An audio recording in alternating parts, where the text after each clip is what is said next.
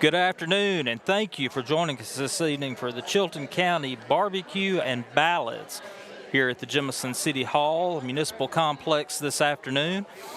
We are here live, a very, very good turnout here. Things don't officially kick off here until 6 o'clock. Right now is the meet and greet with the candidates. The room looking around us is very full this evening, a good turnout. This is hosted by the Chilton County Republican Women's Group this afternoon. As many of you know, that's headed up by Robin Gray. Their group is doing a lot in the way of providing these forums so that voters will be able to make a educated decision on who they support for the offices that are available. Robin did give us a few things she did want us to make mention of this afternoon. She wants to invite everyone to join their group this afternoon. They have a table set up here for membership. They meet the first Monday of each month. She says everyone is welcome. She even wants us to stress even men are welcome at these meetings. So it's $40 for full members and $25 for associate members.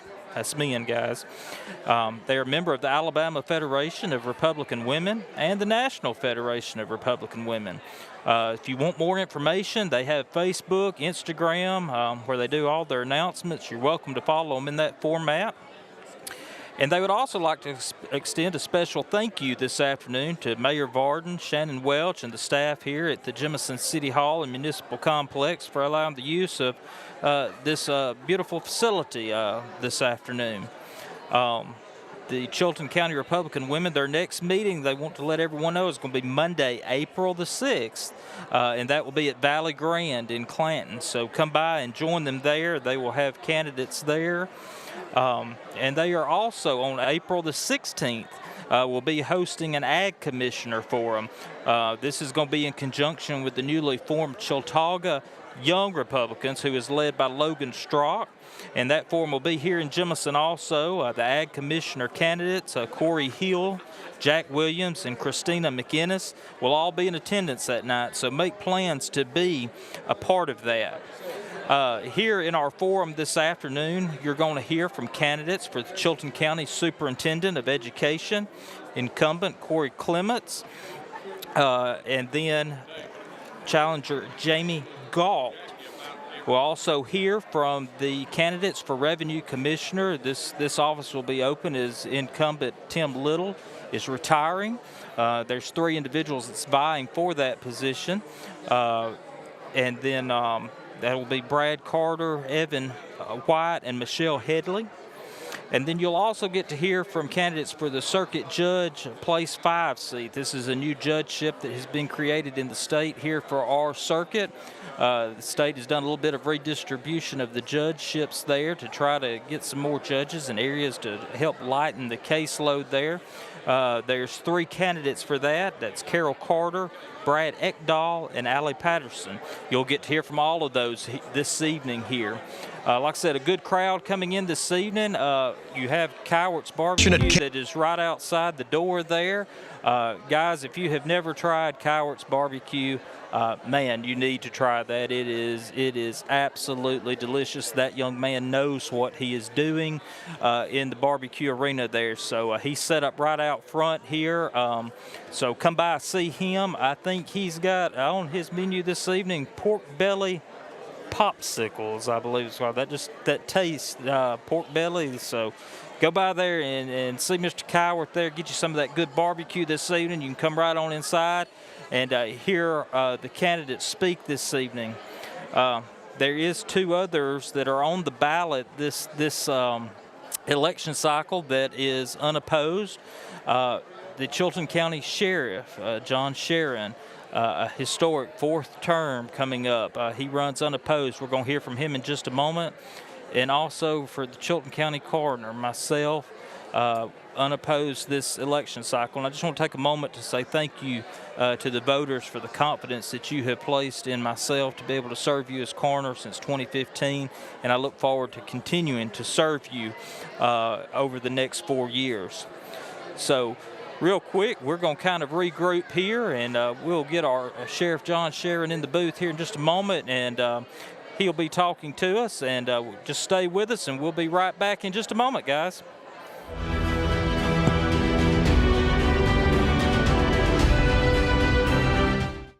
Underage drinking is deemed by many adults to be a rite of passage. Parents who host parties for youth may think they are being protective, but they are actually putting their youth at risk of physical and social consequences. Know the truth. Underage drinking and social hosting is a bad mix. For more information, contact Central Alabama Wellness, 205-651-0077, or visit centralalabamawellness.org.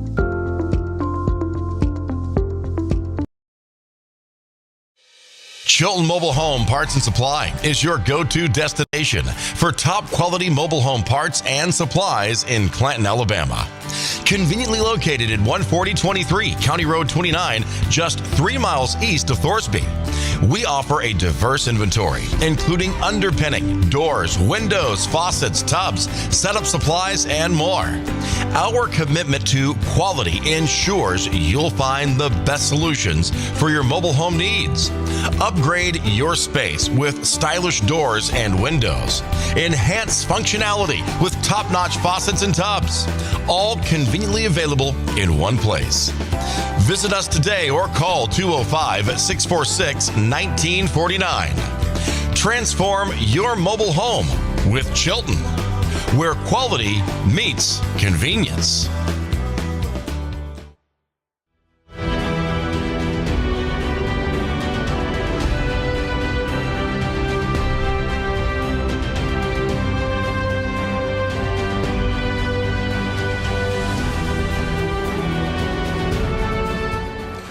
Welcome back, everyone. Thank you for joining Piper Peach this afternoon. We are live here at the Jemison City Hall for BBQ and Ballots, brought to you this afternoon by the Chilton County Republican Women's Club.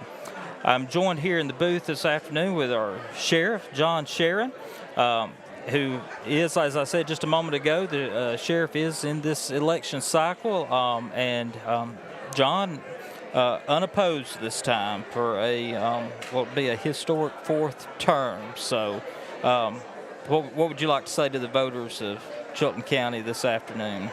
Well, thank you, Aaron, y'all, for having me. The main thing I'd like to say is thank y'all for having the faith in me to run unopposed for a fourth term. I mean, we're here anytime we can help anybody. Guys and girls are out working hard each and every day. We all are. Anytime that you need us, we're there. I just can't say enough how thankful I am. Well, and we know that, and it's a privilege. As I was telling our listeners earlier, from the coroner's office standpoint, it is humbling to when the public places that trust in you that you don't have opposition there. And we know that there's been a lot of advancements with the sheriff's office, and I'm glad to say that over the years I've established a good working relationship, or what I believe to be a good working relationship with the officers and all, and their professionalism. Maybe what's one thing in this fourth term, I guess a goal or something maybe that you're looking to accomplish or implement maybe going into this fourth term? Well, we've got several grants and stuff out there, and, we try to get different things that would help better the office, which would also help better the community, for as crime-related stuff, to fighting crime and stuff. We've gotten, I think we just won officer grants, so hopefully we're going to have some more officers out to be able to help, do the things that we do, because that's one of the big things is having boots on the ground, getting the job done, and that's one of the things, hopefully we're going to get that done. It's getting harder and harder to recruit people nowadays in law enforcement because of the way society is, but, we're working on that. Another thing we've got another grant that would help to build crime scenes and stuff like that when we have crimes and stuff, to be able to help close cases. It makes a better detailed crime scene log and photos, and better for a jury to look at. We're working on that, and it's going to be a good opportunity for us to learn more. We're hoping once we get that, we're able to map the schools do the different things that would also help the school system.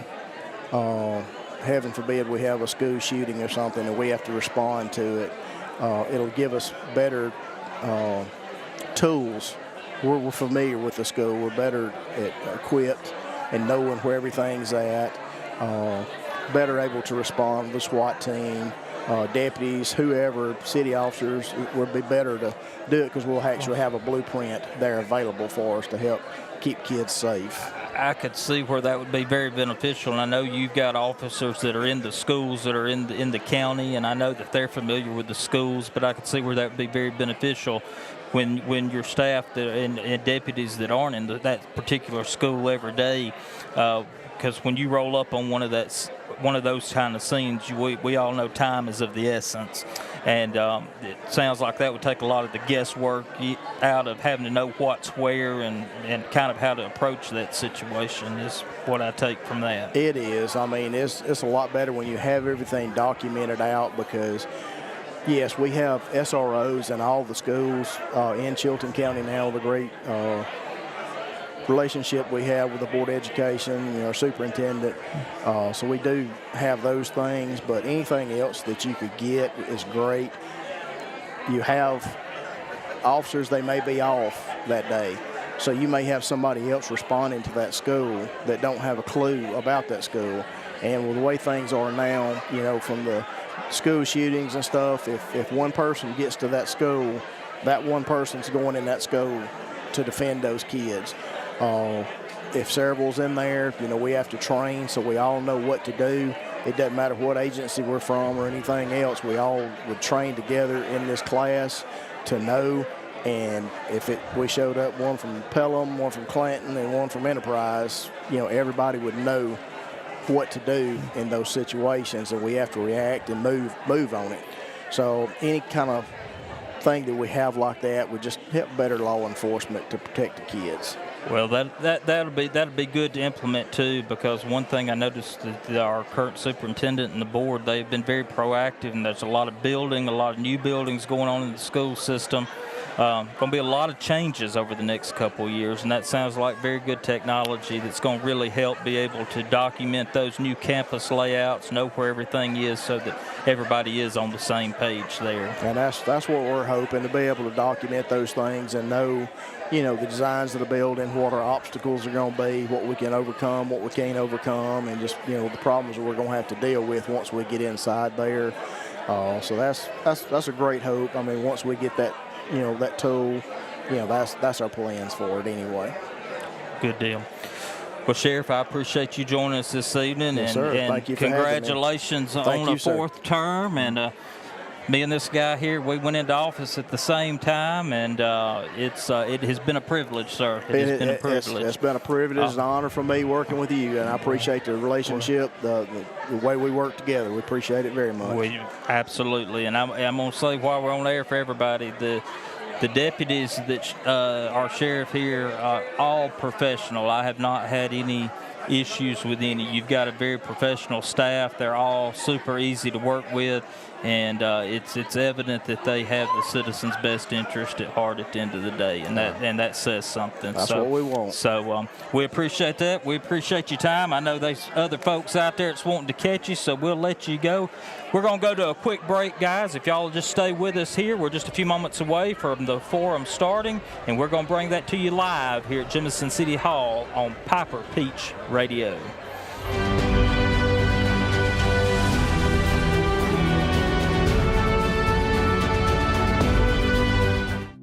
Traditions come and go, but excellent service and compassionate care are benchmarks in any era. That's what Ellison Memorial Funeral Home is committed to providing you, whether through the pre-arrangement process or seeking services at your time of loss. Ellison Memorial offers a noticeable level of care and attention to detail. Others do not. So before making a decision based on yesterday's traditions, experience the Ellison difference when it comes to your loved one's final arrangements. You'll be glad you did. Call us today at 205-280-4600. Ellison Memorial Funeral Home, setting the new standard in local funeral service excellence. We are always here when you need us. Underage drinking is deemed by many adults to be a rite of passage. Parents who host parties for youth may think they are being protective, but they are actually putting their youth at risk of physical and social consequences. Know the truth. Underage drinking and social hosting is a bad mix. For more information, contact Central Alabama Wellness, 205-651-0077, or visit centralalabamawellness.org.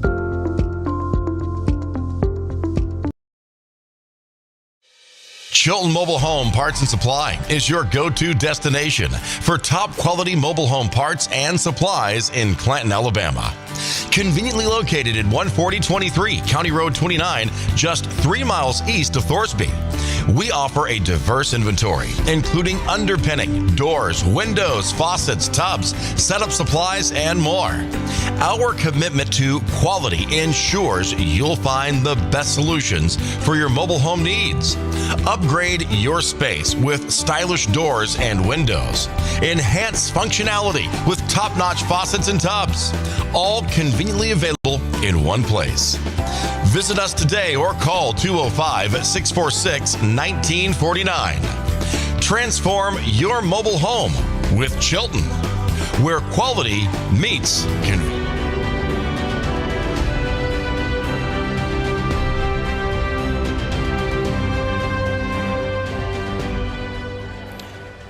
And we are back live here at the Jemison Municipal Complex this afternoon for the Ballots and Barbecue this afternoon. We are just moments away from the forum getting underway here. As I said, a great turnout here as we look across the room here. The majority of the room is kind of to my right here. Just an excellent crowd. There's lines right out the front door there. Like I said, Cowart's Barbecue's here. If you've never tried that, I want to encourage you. That young man has got a gift for barbecue, and if anytime you can partake of that, please support him and his small business there, because he does a phenomenal job there. Our candidates this evening, like I said, 3 offices, contested offices here on the ballot. We've got Superintendent of Education, a strong incumbent who has a very working board. I was just looking over the room at some slides over in that area of the room with things going on with the county school system. A lot of excitement, construction going on. Corey Clements, the incumbent, faces Jamie Galt, who is the challenger there. And then we also have the Revenue Commissioner there. Like I said, Tim Little's retirement opens that office up. 3 strong candidates there, Michelle Headley, Brad Carter, Evan White, all 3 great individuals there. We were talking about it a little earlier, guys. I think that one, I would not be surprised if it goes to a runoff. 3 strong candidates for that office there. We also have the candidates for the circuit judgeship, like I said, that has been created to try to lighten some of the caseload here in the 19th Judicial Circuit. Carol Carter, Brad Ekdahl, and Allie Patterson. You'll get to hear from all of them here in just a few moments as the forum gets underway. So the mayor, members of the city council of Jemison are here. I see some of our county commissioners have come in, various others. Each group here, a large turnout of supporters. Just a very good turnout. Me and Baden was talking about that just a moment ago. Just a very large turnout here. So that's always good that people engage, come out to hear what these candidates have to say. Our moderator this afternoon is no stranger to the city of Jemison here. The Honorable Rhonda J. Hardesty will be moderating this event tonight. Rhonda began her working career right here in Jemison in 1977. She began as an 8th and 9th grade science teacher. She was here at Jemison High School from 1977 to 1985. I've seen her making her way around the room this evening, talking with a lot of former students of hers. While she was here at Jemison, she's remembered for initiating the first varsity girls basketball program in Chilton County.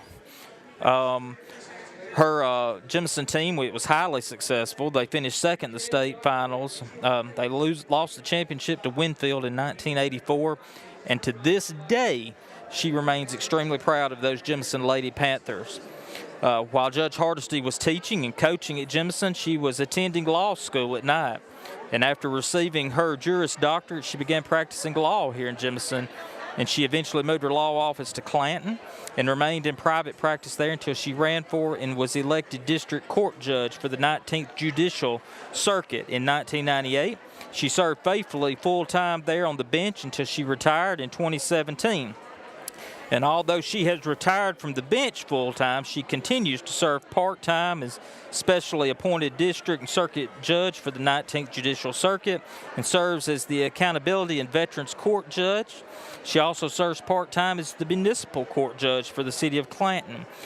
Judge Hardesty has served the legal community of Chilton County for almost 40 years and has been a lifelong resident of Chilton County. She's been married to her husband, Ray, for 35 years. So Judge Hardesty, no stranger to Jemison here, no stranger to the people of Chilton County. We commend her for her years of service on the bench, her continued service, and we thank her for being here with us tonight to moderate this candidate forum. We are just a few moments away. We are actually under 10 minutes away from this forum beginning. Folks continuing to pour in. I see some members of our Board of Education entering the building here to my left. You look over to my right there, like I said, that's where the barbecue is set up there. Folks are partaking of that. Some of that's coming in here. All of the candidates are very actively engaged. As I look around the room bathing this evening, I see each candidate in here currently has probably anywhere from 4 to 6 people around them, all just taking in questions. And that's what this event is for. This is why the Republican women have put this event together, to allow the voters of the county to be able to hear from these candidates what they have to say, what their plans are for office, so that they can make an informed decision in this upcoming primary. Like I said, it's good to see this kind of voter engagement here in Chilton County. Like I said, it's just, they're still just steadily a line coming in. So more city councils coming in. Just a real good. Baden is sitting right off camera here to me, and we've been motioning all afternoon as to just the sheer number of people that has come out this afternoon, and we see that people wearing shirts for their favorite candidate. It looks like each candidate has a very strong turnout of supporters, which is what I said earlier. Especially with revenue, there I see a lot of revenue commissioner shirts out here for the 3 candidates, and I think that may be one office that we may actually see go to a runoff after this primary, because like I said, you got 3 great individuals running. I have nothing but praise for all 3 of them. Like I said, you got Brad Carter, you've got Michelle Headley, you got Evan White, all 3 great candidates to fill the shoes of Tim Little, who is retiring at the end of this term here. So it's going to be interesting to see what each candidate has to say in the public forum. I know there's a lot of issues, a lot of voters here. The Republican women, I've seen the questions they are going to be asked. I'm not going to get into those on air. I'm going to leave those for the forum themselves. But the Republican women have done a great job of narrowing these questions down to try to allow these candidates to send forth what their vision is going to be for the office that they are seeking. So looking forward to hearing from them. Some of them are starting to make their way there. We've got about 4 minutes until the top of the hour. So, Mr. Baden, we're going to go to a quick break here, and we're going to bring you back right at the top of the hour when Miss Robin Gray will take to the podium to welcome everybody on behalf of the Chilton County Republican women. Stay with us. You do not want to miss what these candidates have to say this afternoon. Thank you for making Piper Peach a part of your afternoon this afternoon. Again, live from Jemison City Hall, BBQ and Ballots.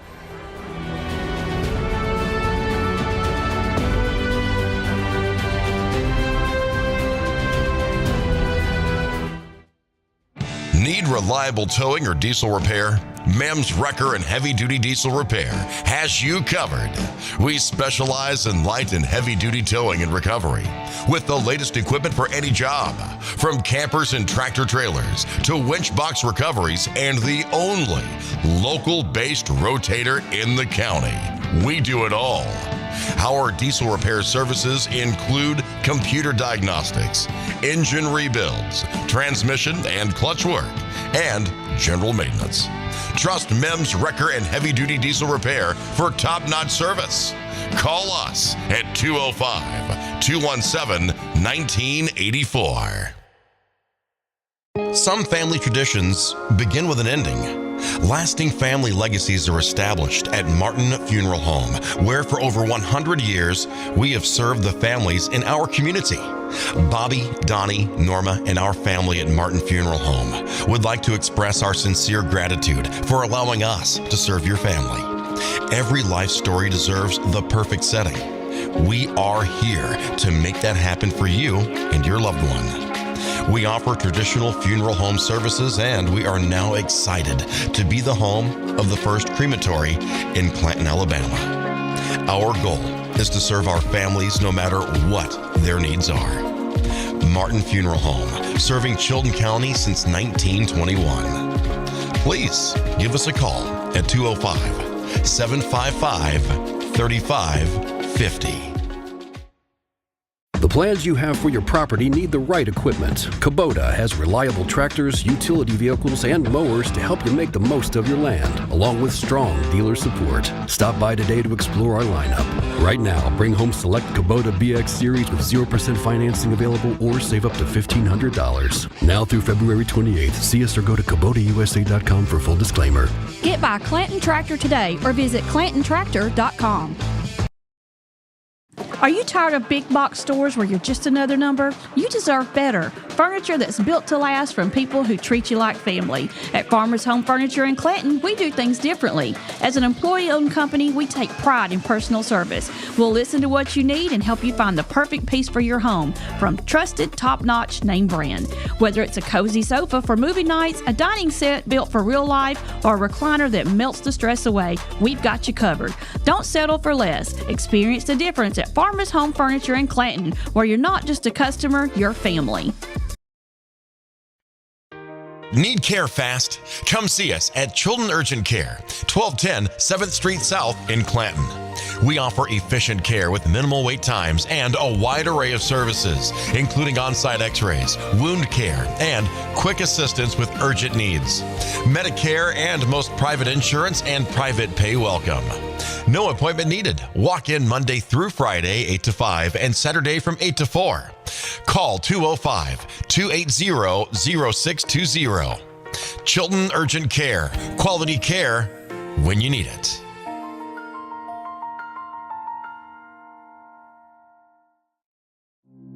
Traditions come and go, but excellent service and compassionate care are benchmarks in any era. That's what Ellison Memorial Funeral Home is committed to providing you, whether through the pre-arrangement process or seeking services at your time of loss. Ellison Memorial offers a noticeable level of care and attention to detail. Others do not. So before making a decision based on yesterday's traditions, experience the Ellison difference when it comes.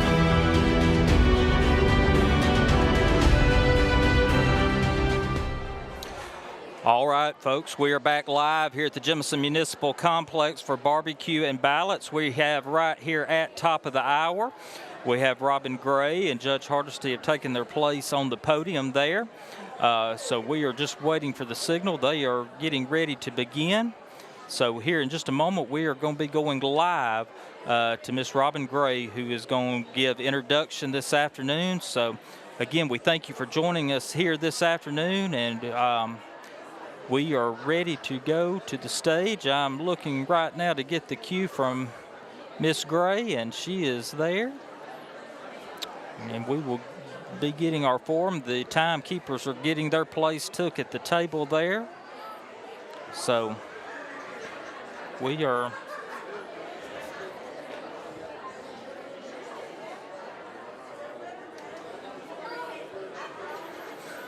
So she is telling me that they are needing a second, so we're going to continue to just stay live here for the moment. Still folks making their way in the door. She's trying to just let everybody get in and get situated here. Guys, just a phenomenal turnout tonight, a large turnout. The room is full. Everybody's trying to make their way to get settled here, so we are waiting for that cue from Miss Gray that she's ready to go this afternoon. It's good to see just such a good turnout this afternoon, a good turnout that has come just people from various parts of the county to hear our candidates this afternoon. They put in a lot of hard work on the campaign, and very seldom do they get a chance to let their thoughts be known to a large crowd like this. So it's good to see people come out and take advantage of this. And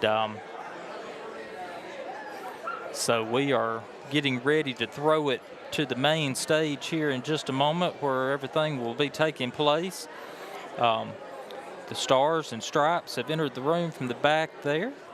So I assume that once they get to the front of the room, we will be getting underway here. Again, we thank you for joining us. We thank you for making Piper Peach Radio your trusted source for Chilton County election information. We do not take that task lightly, and we thank you for joining us this afternoon. They are making last-minute preparations there on the stage.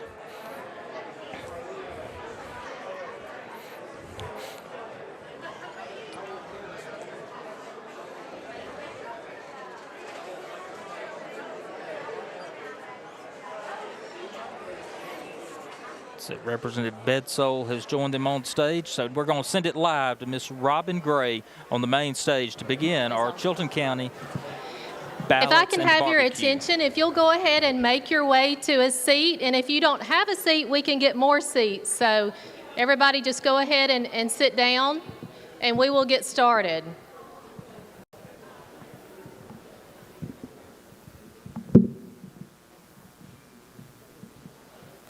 For those of you that don't know me, my name is Robin Gray. I am president of the Chilton County Republican Women, and I call Jemison my second hometown because I spent 25 years here at Jemison High School, and I'm very proud of that and glad to be back home tonight.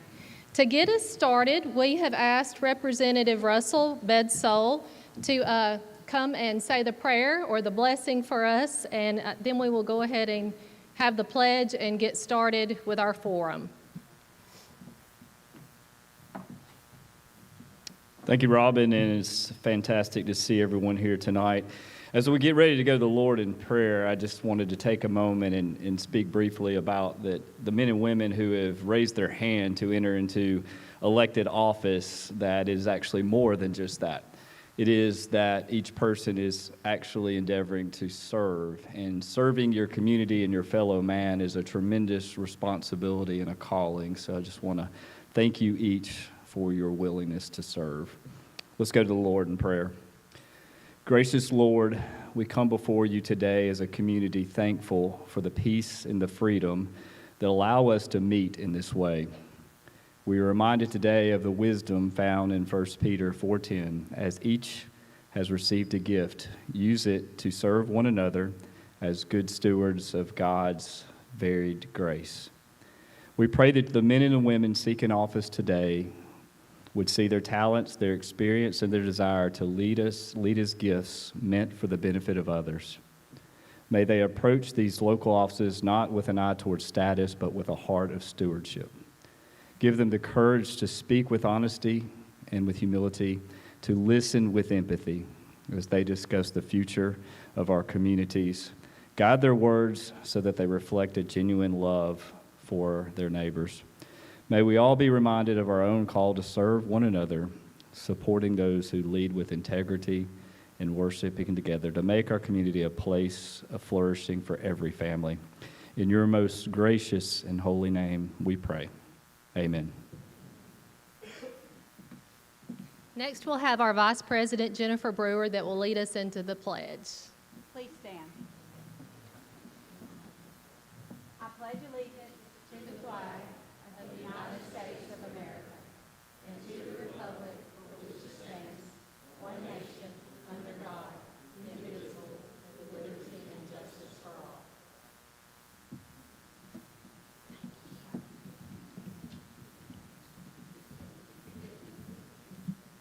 Okay, we will get started with this long list of elected officials that we have with us. We're so excited that y'all were able to make it with us. We realized that we hit baseball season, and so probably in retrospect, we may have backed it up a little bit and had a few more people here tonight, but we are so thankful that those of you that made it out here were able to do that. We have District Judge Chris Speaks. If you'll just stand when I call your name, please, or wave. Okay. Superintendent of Education Corey Clements. Aaron Ellison, our coroner. Jeff Price, City of Clanton Mayor. John Sharon, Sheriff of Chilton County. Jason Calhoun, Probate Judge, Chilton County. Roger Perkins, County Commissioner. Mayor of Jemison, Jonathan Barden. Circuit Clerk, Nick Burnett. The GOP Regional Chair for Congressional Districts 3, 6, and 7, Renee Powers. Chilton County Board of Education, Mike Davis. Chair of the Chilton County GOP, Dave Hayden. Jemison Police Chief, Shane Fulmer. Jemison City Council, Andy Davison. Judge of the Court of Criminal Appeals, Bill Cole. Alan Williams, County Commission. Levis Peters, Jemison City Council. Alan Childress, County Commission. Trent Ray, Thorsby City Council. Logan Coron, Thorsby City Council. Representative Tim Wadsworth. David McCary, Clanton City Council. Ken Harmon, Board of Education. Lisa Nichols, Board of Education. And Representative Russell Bedsole. Now, who have I missed? I know there's somebody I've missed. Y'all can tell me, it's okay. I've been called out before. Okay, thank y'all again for making the time to be with us tonight. As our candidates for Circuit Judge make their way to the stage, I want to explain the format for tonight's forum. Guys, y'all can come on up. Each group of candidates will give a 2 to 3 minute introduction, and they will do that in alphabetical order, followed by a 2 to 3 minute response to 2 questions each. We have timekeepers, and we have Judge Hardesty, and she's not going to let anybody go longer than that, so I'm not worried about staying on the time frame. We want to be respectful of your time, and of course, having 8 candidates, that's a lot of people to talk to, so we're going to stick to that format with our timekeepers. Of course, I know that you have your own personal questions that you want to have answered tonight. And our candidates, we have asked them to stay just a little bit longer. Don't keep them all night, okay? It's a school night. But if you have questions that you want to ask them personally, they want to meet you. So please go by their tables after this is over and get your personal questions answered that you may not have heard an answer to tonight. Okay.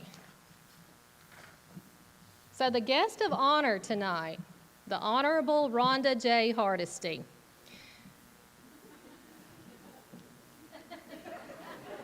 She is. She just doesn't know she's the guest of honor. She began her working career. A lot of people don't know this. I remember learning this while I was at Jemison, that she began her working career right here at Jemison High School in 1977. She began as an 8th and 9th grade science teacher from 1977 until 1985. While at Jemison, she initiated the first varsity girls basketball program in Chilton County. Her Jemison team was highly successful and finished 2nd in the state finals, losing the championship to Winfield in 1984. To this day, she remains extremely proud of those Jemison Lady Panthers. I think she was telling me that they were recognized, was it last year? And some of the team came from Texas, Tennessee, all over. So I thought that was really special. While Judge Hardesty was teaching and coaching at Jemison, she was attending law school at night. After receiving her Juris Doctorate, she began practicing law here in Jemison and eventually moved her law office to Clanton and remained in private practice there until she ran for and was elected District Court Judge for the 19th Judicial Circuit in 1998. She served full-time on the bench until she retired in 2017. But y'all know she didn't really retire. Although she has retired from the bench full-time, she continues to serve part-time as specially appointed district and circuit judge for the 19th Judicial Circuit and serves as the Accountability and Veterans Court Judge. She also serves part-time as municipal court judge for the city of Clanton. Judge Hardesty has served the legal community of Chilton County for almost 40 years, and she has been a lifelong resident of Chilton County, and she has been married to her better half, who is here tonight as well, Ray Hardesty, for 35 years. Help me welcome Judge Rhonda Hardesty. I'm going to turn it over to you. We're going to start with the introduction, so we don't necessarily have to have a moderator for that. So if you, okay, we do have to have a moderator for that. Of course we do. So anyway, we'll get started with the introductions if y'all will come up.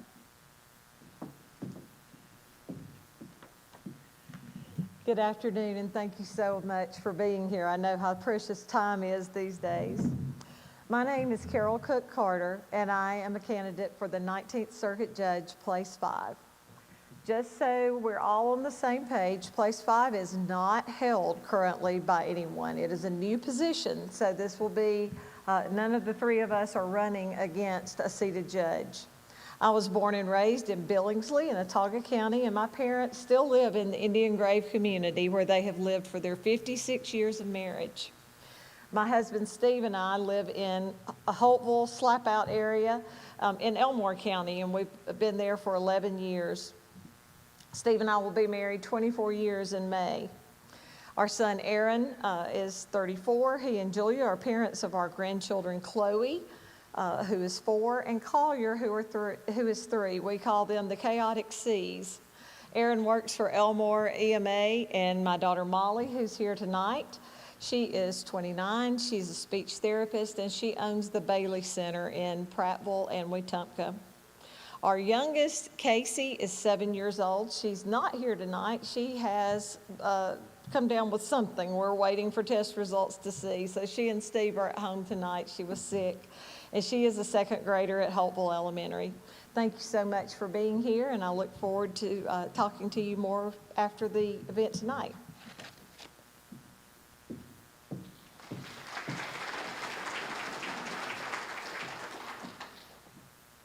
Good evening. My name is Bradley Earl Ekdahl. I'm running for Place 5, Circuit Judge, District Circuit 19, pardon me. I'm very grateful for your hospitality and allowing me to be here tonight and meet with all of you. Ms. Brandy and I live in Prattville, Alabama. I am the Prattville Municipal Prosecutor. I actually left a jury selection this afternoon to be here with y'all, and I am currently fighting the urge to start asking you questions. As the prosecutor of the city of Prattville, I have served in that position for 11 years. I am also the municipal judge of the city of Millbrook. I've been in that position for 3. I recently rotated out as the chairman of the Alabama Lawyers Assistance Program last year and still serve on that committee. I am the specially appointed judge of Autauga County Probate when Judge Kerbin has a conflict. I began my career at the Attorney General's office as an intern. I left there and became an intern with the Alabama Governor's Office in Finance Legal. Upon leaving law school, I knew immediately that I wanted to serve the people, and I continue to do so to this day. I'm very grateful for all of you and what you do. We live in the best state in the Union. I'm proud to be an Alabamian. I'm proud to be here with all of you. Thank you.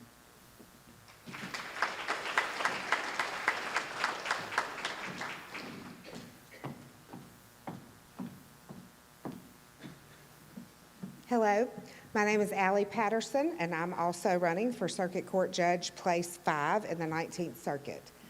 I was not born and raised in Chilton County. I was raised in Alabaster, just north of here, but I have been here practicing law for 20 years. I am married to Eric Patterson, and together we share 3 boys that are 12, 14, and 16. So we are busy people. And we have a good time watching them. That's why Eric's not here tonight, is because the oldest one had a baseball game. So he's there with him.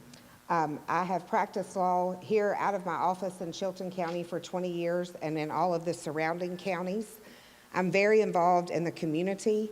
I am the secretary of the Chilton County Republican Women, and thank y'all for being here, sponsoring and helping us tonight. I also serve on the Alabama Supreme Court Standing Committee on Juvenile Procedure. I'm the chairman of the Children's Policy Council here in Chilton County, as well as I serve on the YMCA Board of Directors and have for over 10 years. I also served on the Kiwanis Club for about 10 years as well, which I no longer do that, but I was there for a long time. I mostly practice domestic relations law, DHR cases, as well as criminal law, and I look forward to serving as your next circuit court judge. Thank you.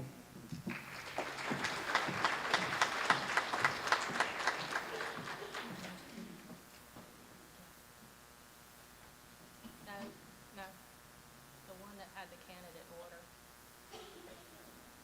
Yeah. Sorry. We drew for the order that they would get their questions, and so that's what the judge needed. Question number 1 for the judge is going to be Carol. Good evening, ladies and gentlemen. How is everybody? A little bit. Thank you. Stephanie Bowling there was one of my basketball players back years and years ago. I'm glad to see you here. Am I doing okay? Can you hear me? All right. He was giving me instructions on how to get. I'm good? Okay. All right. Thank you. Mayor Varden, thank you very much for allowing us to have this program here tonight, and I'm so thankful to the Chilton Republican Women's for this program, and also for asking me to be part of it. I was tickled to death that they asked me to do it, so I said yes right off. So, ladies and gentlemen, we want to make sure that you have an opportunity to hear from all the candidates, and later on you can ask your own questions, but we had some specific questions we wanted each one of them to answer for all of you, and to try to keep it moving along smoothly. And also, to be fair, we drew the names to see in what order they would answer the questions. So the first individual for the judge question would be Mr. Ekdahl. If you'd step over here, please, sir. Based on your personal experiences and qualifications, what separates and distinguishes you from your fellow candidates as the best candidate for Circuit Judge Place 5? This is Bradley Ekdahl. Thank you, Judge. Yes, sir. I'm not going to do anything to make her mad.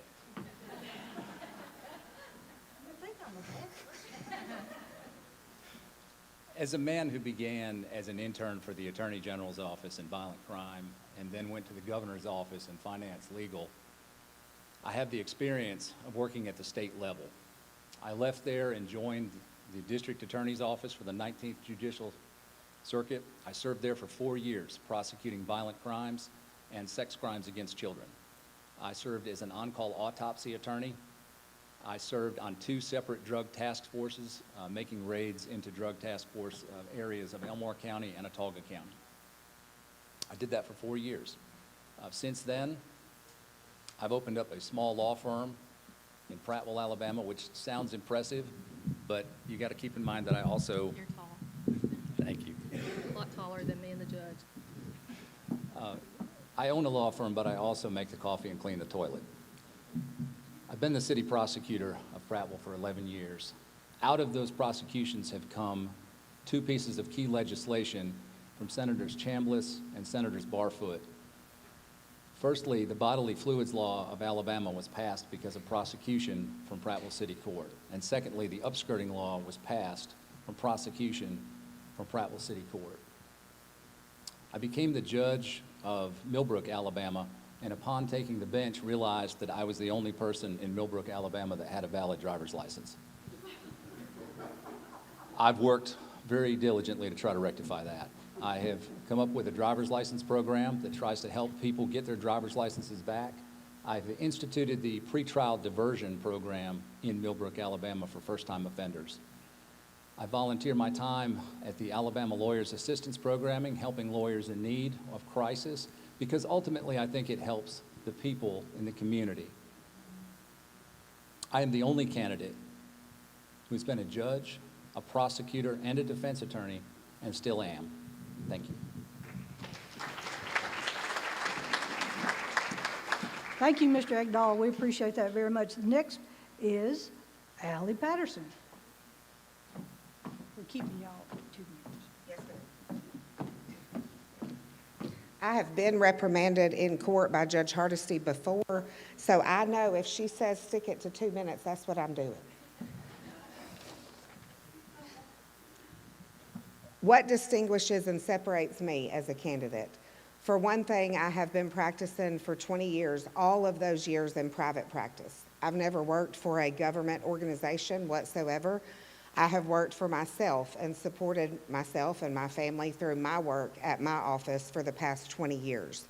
I did work for another attorney for 2 years before I opened my own office, but that was a private attorney as well. I am in the unique position of being divorced and remarried. And so I co-parent with my ex-husband, and we also co-parent with my husband's ex-wife. We share children, and they go back and forth. So I am in the unique position of seeing what happens to children and families in all areas that are going through that, which gives me a unique perspective as a judge. It certainly changed my practice as an attorney after I got divorced and once I got remarried. And I think that makes a huge difference. Mr. Ekdahl is correct. I have never sat as a judge, except for special judge in Clanton Municipal Court several years ago, before Judge Hardesty was the judge. And I also served as the child support referee for 2.5 years in Autauga County. I was appointed to that position by our former judge, Judge Lewis, who is now a federal appointee judge by Donald Trump. So he appointed Ms. Carter and I both as child support referees, and we served in that position for 2.5 years. Further, judges have to make snap decisions. Sometimes you don't have time to think about everything you need to do before you do it. I have that quality as well. I appeared on Fox 6 Law Call as an expert and had people call in and ask for legal advice several years ago. And I had to make those split decisions. That show only lasts 30 minutes, so people call in, they want an answer right then. Judges have to do that as well, so I have that experience as well. I have done every aspect of circuit court as an attorney. 1 minute. I've done every aspect of circuit court as an attorney. I have done hundreds, if not thousands, of divorces, child custody, and child support cases. I've handled protection from abuse cases. I've handled jury trials. There's one opponent of mine that's never done a jury trial as an attorney. I don't know how you sit as a judge if you've never done it yourself as an attorney. Furthermore, I have done civil jury cases, felony criminal cases. I have performed every aspect as an attorney, and I believe that's what gives me the experience and distinguishes me as a candidate for this position. Thank you.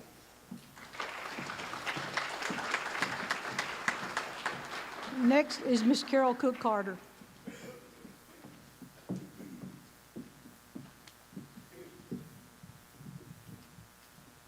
I believe there are 3 things that distinguish me among these candidates. First of all is my work ethic. Second, integrity. And third, being a lifelong resident of Alabama. I graduated from Cumberland School of Law in Birmingham as a single parent. I went back to school to get my undergraduate degree, working full-time during the day and going to school at night as a single parent. My daddy, who's here tonight, he a man of many sayings, but one of which I can share with you is do it right or don't do it at all, and not doing it at all is not an option. As far as my work ethic, I worked here at the hospital in Clanton, the old hospital in Clanton, for 10 years. That's where I worked while I completed my undergraduate degree. First of all, here at Wallace Community College in Clanton, and later at AUM. I completed law school in 2.5 years as a single parent of 2 children who were 9 and 4. When I finished law school, I had to go. I took the opportunity and went year-round so that I could finish. Within my first year of practice, Judge of Probate in Autauga County, Kim Curvin, and I opened our own law office where we practiced together as the first all-female law firm in Prattville. Hard work is not just a concept to me. It's what I've done in my entire life, and it's what I pledge to do for you as your next circuit judge. Integrity. It's said that character is what you do when nobody's looking. I am a person of my word, and my word is my bond. The rules of the election process have been followed completely throughout my campaign. Every donation has been accounted for individually. I've not reported lump sums. I want the transparency. I want people to know who have supported me. Every sign has been placed properly with permission, not on public land, not on right-of-ways. I'm asking for your vote to be the enforcer of the Code of Alabama. Therefore, I feel like I must display following the rules myself. And as a lifelong resident of Alabama, I will enforce the Code of Alabama, but also take into account what the 19th Circuit expects from its elected officials. I am a daughter of the 19th Circuit. I want to bring an understanding of what this community expects from the law, not to change the law, but to enforce it according to your community standards and expectations.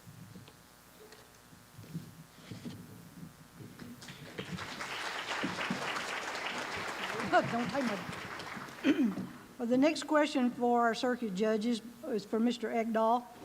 How will you ensure fairness, impartiality, and respect for the law when making difficult decisions that impact people's lives? Mr. Ekdahl, you're first.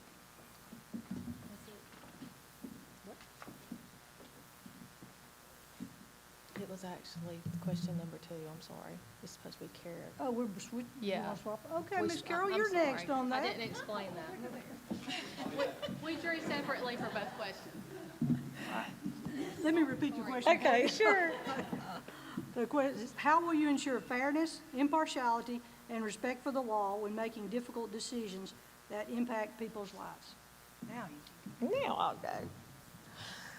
A little over a year ago, I heard Dr. Ben Carson speak, and at the end of his talk, he took questions from the audience, and a member of the audience stood up and said, Dr. Carson, how can we pray for you?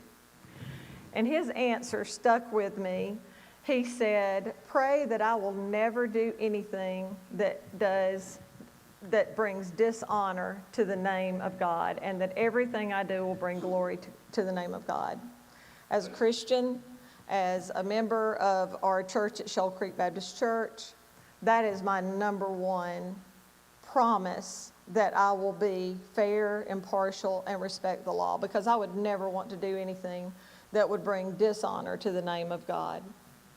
I will ensure impartiality and respect for the law as circuit judge in the same way that I've ensured those qualities as a citizen and as an attorney.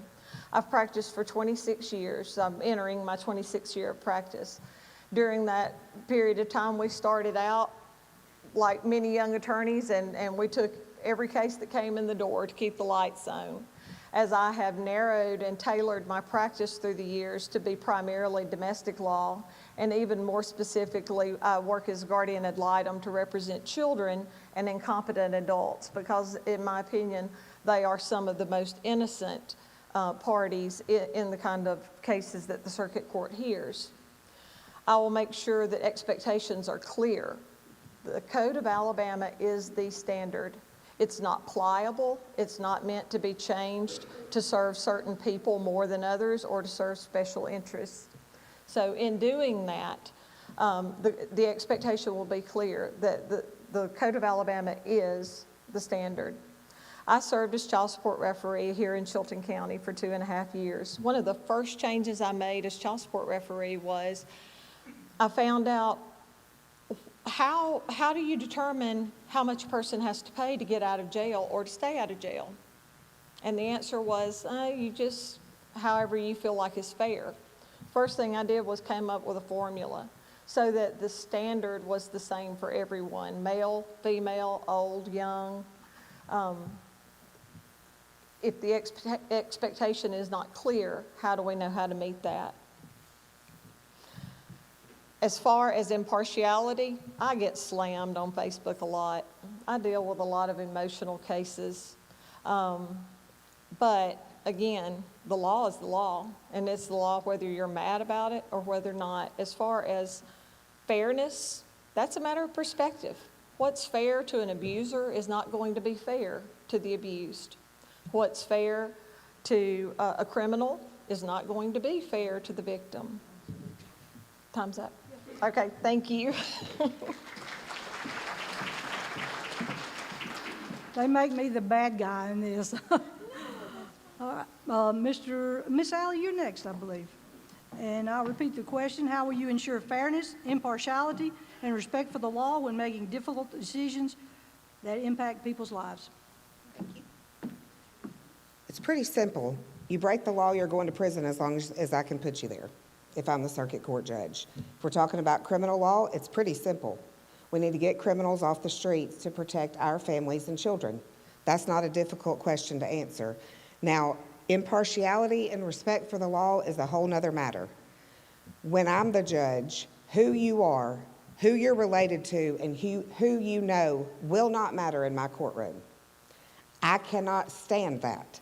Backroom talking and saying, do you know who that is, and do you know who they're kin to, and do you know who's such and such that is?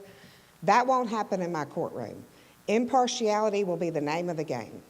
And that's personal to me. My husband was treated badly in the court system before he knew me because of somebody who knew somebody. It happened in 2 different courts. And I've seen personally what it does to families, children, and my husband when that happened to him. It won't happen in my courtroom. I won't care who you are or what you've done or what you're accused of or if you're getting a divorce or whatever's happening. That won't matter. The law will be applied fairly in every situation, regardless of who anybody is. And that is how I will ensure the impartiality and respect for the law. The law is what it is. It's not our job as judges to change the law. That's the legislature's job. They make the laws, we enforce them, period. Thank you.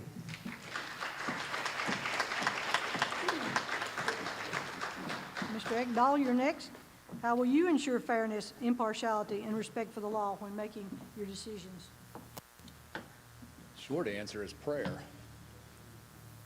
The longer answer is that as the judge of Millbrook, Alabama, I am blessed to see several thousand people a month who come before me in the municipal court setting. And most people, when they go to court, as common everyday citizens like you and I, go to municipal courts. That's most people's experience with a courtroom. Most people aren't going to court because they murdered 5 people. They're going to court because they ran a stop sign. And they needed to be treated with decency and respect. And it's pretty simple, as Miss Alley just said. It's pretty simple. Treat people the way that you'd like to be treated. Fairness comes down to perception. Perception is individual. Each person's individual perception is their truth. And that is the danger in having human beings as judges, because we all have our own perceptions of what is fair. And frequently, those perceptions can favor oneself or one's family or one's friends. What's important to remember is that it comes down to respect for the law. And to respect the law and to follow the law, one must have to know the law. All of these things aside, it comes down to stewardship. That robe and that chair and that gavel and that bench do not belong to me. They belong to the God Almighty. And secondly, they belong to the people. I'm not any more important when I put that on than when I take that off. And I have to remember the positions of power are about positions of stewardship. not positions of power. Thank you.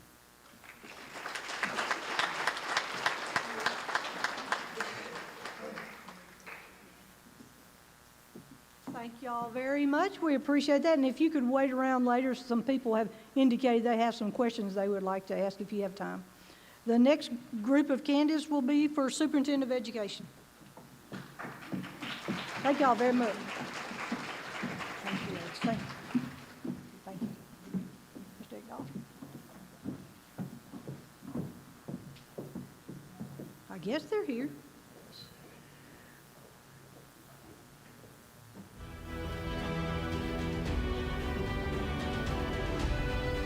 We have Ms. Galt and Mr. Clements and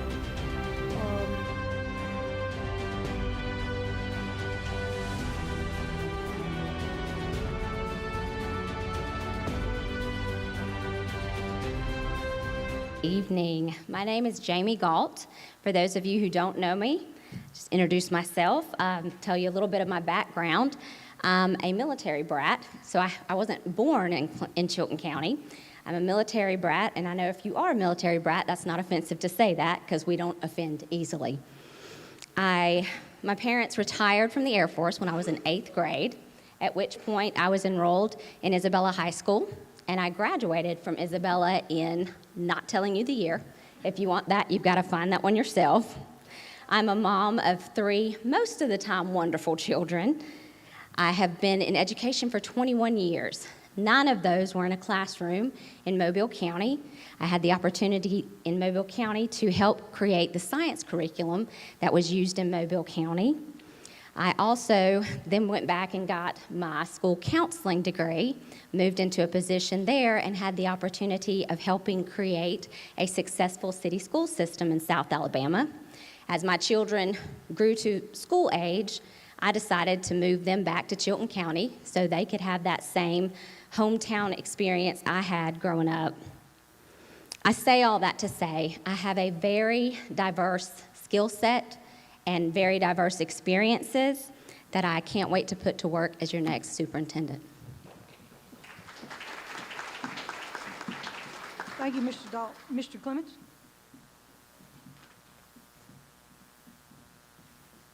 Good evening. Let me say, first of all, thank you to the Republican Women's Organization and to the City of Jemison for hosting us. I'm Corey Clements. I'm the Superintendent of Education of Chilton County Schools. First of all, let me say I am a dad. My son Wilson is here. Wilson's an 8th grader at Thorsby School. My daughter Molly is a sophomore at Auburn University, and my wife Erin is here. We just recently celebrated our 25th wedding anniversary. That's my family. A little bit about my leadership philosophy. Everything I do, I'm going to do with a Christian worldview.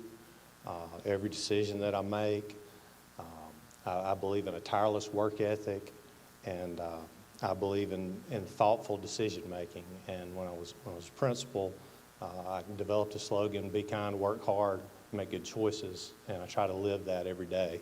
And for the last 9 years, I start my morning off by saying that. My experience, for the 19 years I was a classroom teacher, and then for 6 years I was a principal at a pre-K through 12th grade school, and for the last 3 years and 3 months I've been your superintendent of education. I believe it's my duty to support the 7,800 students and 1,000 employees at the Chilton County school system, at the same time being committed to community and workforce development.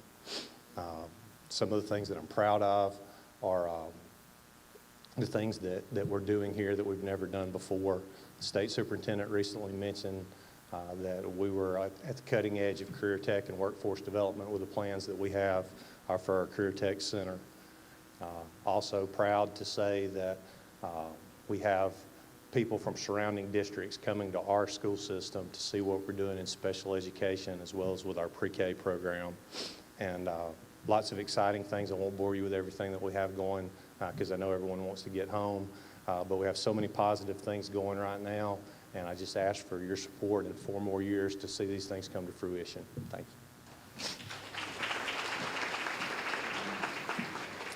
you. Ms. Galt, I believe you have the first question. Well, you may be. Okay, I think you are. We'll let him go then. Mr. Clements, could you come up here, please, and answer this question for the group? Briefly explain the Alabama School Report Card, where our district falls on this report, and steps you would take to target improvement. Thank you. I can't do that briefly because I am a math nerd and I can talk about this for a long time. The Alabama School Report Card is a way for the State Department of Education to quantify, meaning put a number on the academic health of your school system. And they do that using 6 categories: academic achievement, academic growth, graduation rate, college and career readiness, EL proficiency, and chronic absenteeism. For a school district, 20% of your grade comes from academic achievement, 25% from academic growth, 30% from graduation rate, 10% for college and career readiness, and 5% from EL proficiency, 10% from chronic absenteeism. For the individual schools, it's a little bit different based on whether or not you have a 12th grade or not, but I won't bore you with that. Those individual things are measured in most part by standardized testing. Academic achievement and academic growth are measured in 3rd through 8th grade and 11th grade using a standardized test. For your 3rd through 8th graders, they take the ACAP assessment. For your 11th graders, they take the ACT with writing. For chronic absenteeism, that's the number of students that miss 18 or more days, or more than 10% of the school year. College and career readiness, there are 7 indicators for that, basically saying that your student is ready and prepared for college or careers: dual enrollment, benchmarking on a standardized test, earning a career tech credential, enlisting in the military. There's 7 of those. And then EL proficiency is measured by growth on a test that we give called the WIDA with Access. I'm proud to say that this year we received our highest score ever as a district on the school report card. We scored an 83, which beat the previous high, which was 82, which we set the year before. 9 of our 12 schools have had their highest academic report card score over the last 2 years. We're very proud of that. And as far as improving things, it starts with setting a goal. And so we've set a goal as our district to be the highest performing county school system in the state of Alabama by the year 2030. And to do that, we set benchmarks that we look to hit every year. As a district, since there's 6 indicators, there would be over 2 years, there have been 12 benchmarks. We hit 9 out of 12 of our benchmarks.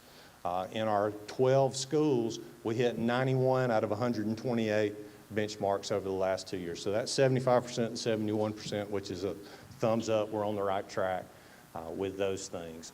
Our chronic absenteeism this past year ranked 6th in the state of Alabama among county school systems, and our college and career readiness ranked 8th among county school systems. Now, what we need to do now. Time? Okay. It's okay. Ms. Galt, briefly explain the Alabama School Report Card, where our district falls on this report, and steps you would take to target improvement. Thank you. Now you see why I wanted him to go first. He explained it very well. It's all right. As he said, the report card was first started by the State Department in 2018 in an attempt to keep school systems accountable. As Mr. Clements said, we have improved. We have improved in Chilton County. He's absolutely right. However, we are behind every one of our surrounding counties. Now, the competitive person in me isn't okay with that, because I think our students here in Chilton County are just as good, if not better, as Autauga's, Elmore's, and Shelby counties. In looking and preparing for tonight, I looked at everything. Our biggest deficiency, the indicator that we're most deficient on, is academic achievement. We have a 59.07% in academic achievement. Academic achievement is measured specifically on how well students do on state tests. Now, I'm not going to sit here and tell you that I think we need to teach to the test. In fact, I'm going to tell you the exact opposite. I'm going to say we need to leave teachers alone and let teachers teach. Now, in saying that, I think to improve the schools, we have to first of all hire certified teachers and retain them. Chilton County, unfortunately, has quite a reputation with the State Department for hiring uncertified and out-of-field teachers. Retention's also difficult in Chilton County because Chilton County is one of the very few districts in the state who pay the state minimum to our teachers, meaning the minimum amount the State Department will allow you to pay teachers is what we pay our teachers here in Chilton County. I will say, I think if we can improve the morale in the system, if we back our teachers, hire and retain certified teachers, we're going to create some consistency. And when there's consistency, students feel safe. And when students feel safe, they just perform better in all aspects of schooling. Thank you.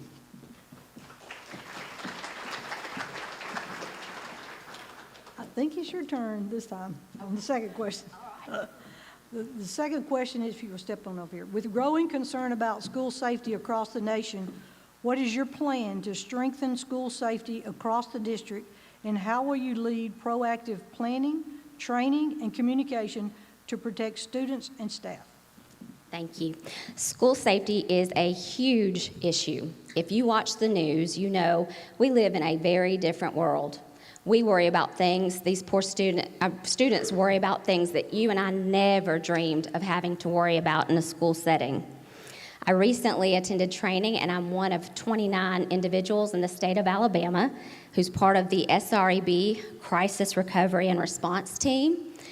That training was very eye-opening. There are so many resources out there available to help with school safety. The first thing I would like to implement, one of those being creating a multidisciplinary task force. Many school systems throughout the Southeast region have these. This multidisciplinary task force would include schools, law enforcement, first responders, and mental health professionals. And if you've seen or watched anything on school shootings, you know how very important that mental health aspect is in preventing school crises from happening. I think it's important that we train all staff.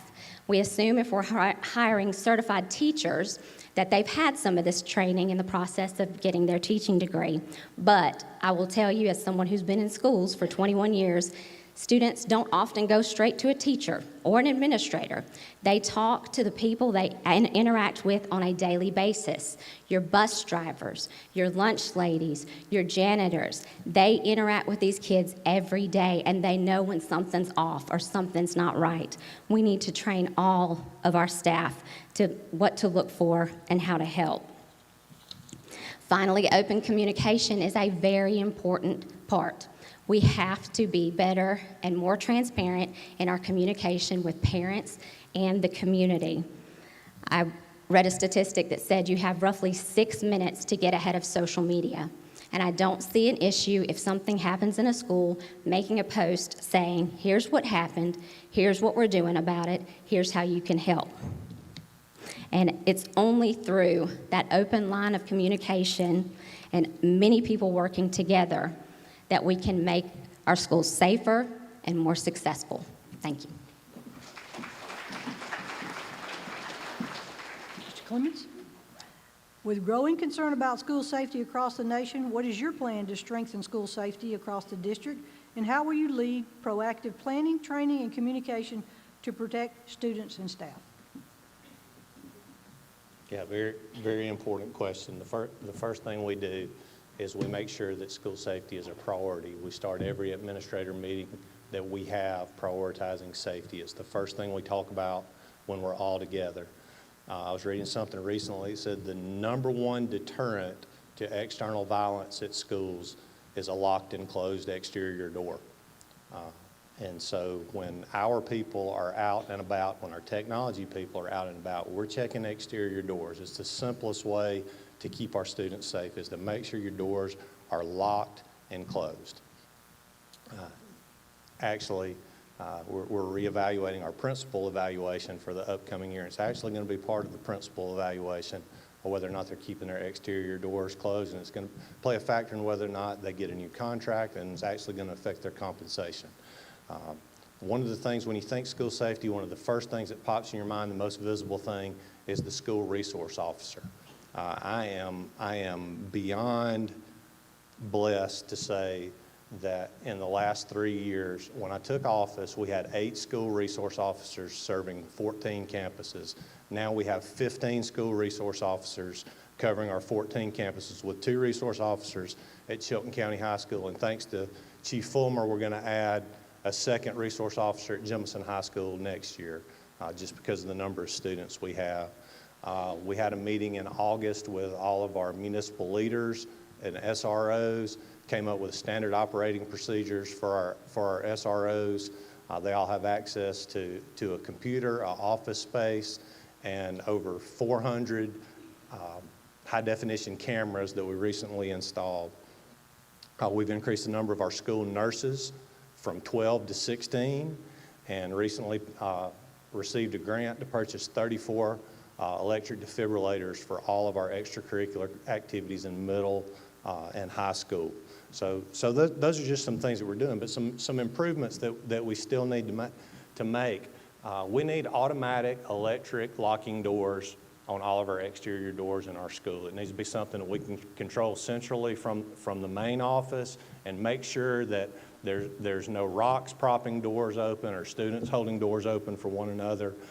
We actually, I'm going to say we need this, but we're about to have this. We need new intercom systems and call buttons inside every classroom in our district, and that's coming. Those have been purchased, and they're about to be installed. We need new bus technology so that our parents can track their students where they are during the bus route, make sure that the same number that get on are the same number that get off. We need tablet displays for our substitute bus drivers so that they know where their next stops are. We need to continue funding our safety specialist position, and also conduct regular safety audits. All right, ladies and gentlemen, these are your candidates for Superintendent of Education. Thank you very much. Next group will be the revenue. So we've got 3 of those.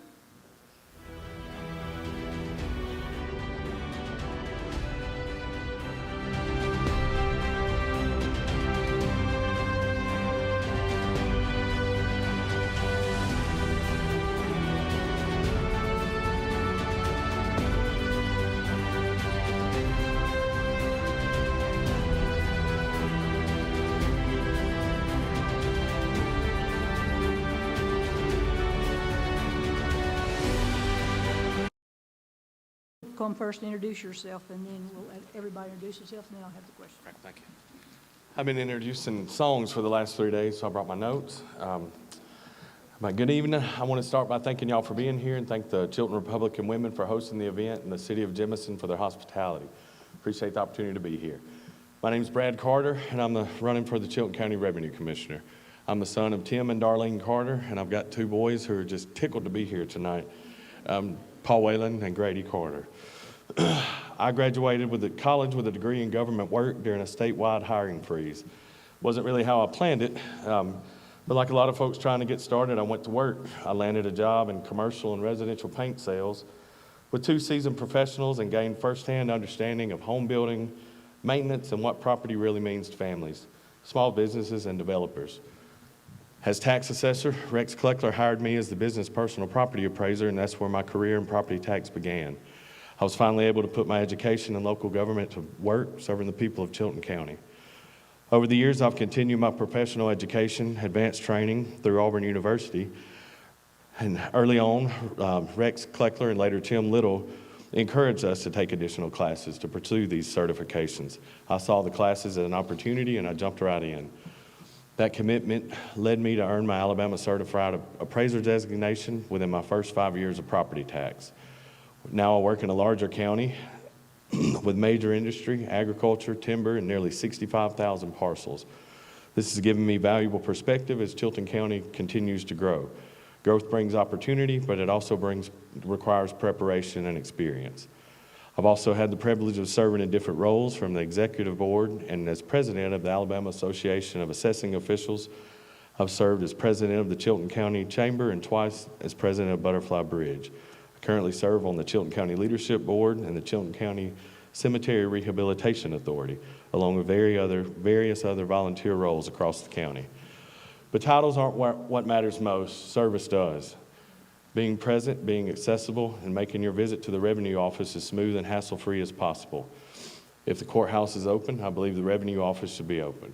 Our responsibility as public servants is to serve with respect and remain fair and equitable. My greatest strength isn't doing everything myself, it's knowing how to connect the right people to get things done. I ain't a dot, but I know how to connect them. I want to thank God for my successes, my failures, and His grace along the way. And again, I'm Brad Carter, and I would be honored to have your vote for Chilton County Revenue Commissioner as I continue my commitment to Chilton County.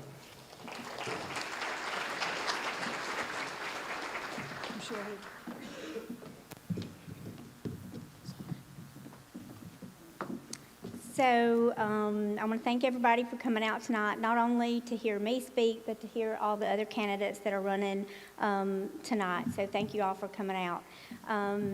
My name is Michelle Porter Headley, and before I start with the introduction of anything else, I just want to thank my Lord and Savior Jesus Christ, because without Him, none of this would be possible.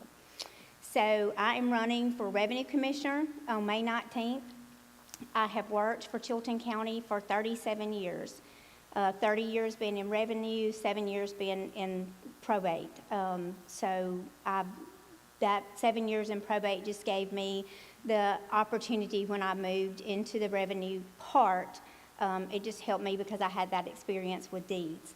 I have a large family and a large support group, as you can see in the back. My parents are Tommy and Linda Porter. I have 2 daughters, a stepdaughter, a stepson. I have 3 grandsons and 1 granddaughter. And then she told me not to say this, but I have an older sister and a younger brother. So I have a really big support system, and thank you, my friends and family, for coming out tonight and supporting me. I'm very involved in my community. I am a member of the Chamber of Commerce. I'm a member of the Chilton Women of Impact, and I'm the treasurer for the Chilton Women's Republican Party, and I'm also a member of the Republican Party. So also a big thing that I'm involved in is the Clanton Lions Club, and that club means a lot to me because that's where I get 4 new families every year. And sometimes it's repeat families, but I get 4 new families every year, and that's my Peach family. So I get to be a leader and teach these girls. It's not only to be pretty on the inside, you got to be pretty on the inside as you are on the outside. So I love being a part of this group, and we give back to the community. Every dime we raise goes back to give back, and I'm thankful for that. We help with Butterfly Bridge, with CareNet, and we give back to the school. So I'm excited to be a part of that group. So again, my name is Michelle Porter Headley. I'm running for Revenue Commissioner on May 19th, and I would appreciate your prayers, your votes, and support. Thank you, Ms. Headley. Mr. Evan Wyatt. Good evening, everyone. My name's Evan Wyatt, born and raised here in Chilton County. My parents are Alan and Lita Wyatt. I attend church at Lomax Assembly of God. I want everybody to know that I'm here for you. I wouldn't be here without my faith in God, just like Michelle stated. Thankful for everybody that came out here tonight, and thankful for the hospitality.